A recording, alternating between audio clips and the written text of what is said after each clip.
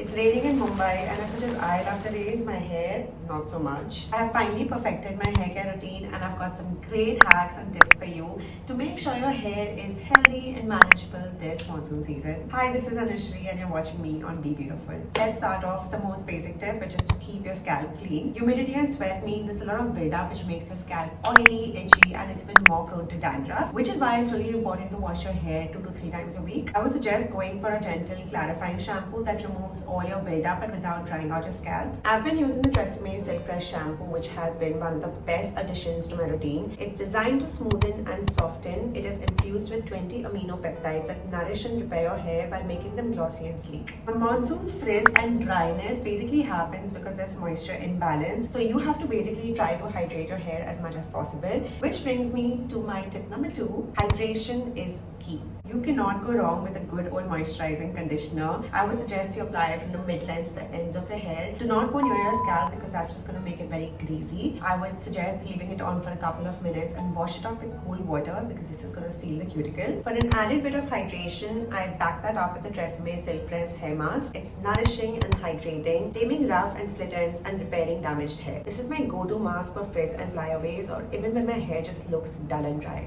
Hair is at its weakest when it's wet, so you have to be really gentle post shower, which brings me to tip number 3. Avoid wet hair damage. If you tie your hair or comb your hair when it's wet, it's just going to lead to hair breakage. So the best thing you can do is to just let it air dry before you comb it or style it. You can use a microfiber towel or an old t-shirt to just pat your hair dry. Do not rub it vigorously because that's just going to damage it further. And lastly, I would suggest using a white tooth comb when your hair is partially dry. So start from the bottom and then just slowly go upwards. So this way you're not really damaging your hair. Now post the shower, aftercare is a must, which brings me to tip number 4. Use silicone-free serums. Now serums basically coat the hair strands and they flatten the cuticle, so it just makes your hair look more shinier, more smoother and less puffy. I would recommend you go for a silicone-free serum or a light leave-in cream to add hydration to your hair, and this is going to add hydration without really weighing your hair down. I started using the Nexus golden bottle and I'm genuinely blown away by this product. This oil and hair serum not only makes your hair frizz-free but also repairs severe damage instantly, restoring your hair to its pre-breakage state in just 6 drops. Tip number 5 is to keep your hair tools clean. Monsoon humidity encourages bacterial and fungal growth, especially when it comes to your hair tools. My suggestion would be to clean your clips, your brushes and your combs with warm water and an antiseptic solution. I would also suggest to switch to silk or satin pillowcases to reduce frizziness and hair breakage. Tip number 6,